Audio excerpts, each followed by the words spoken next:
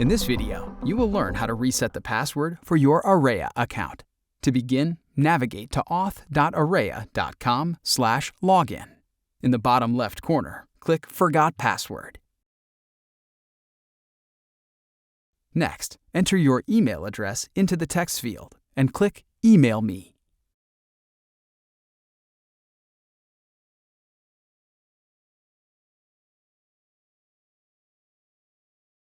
Check your email account for an email from noreply@arreya.com.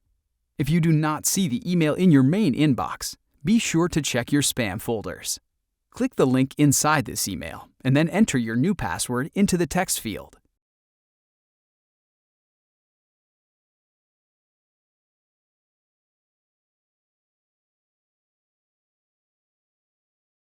When finished, click Update Password.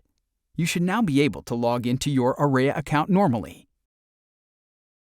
If you are still experiencing issues with your account password, be sure to visit our knowledge base or give us a call and talk to one of our digital signage experts.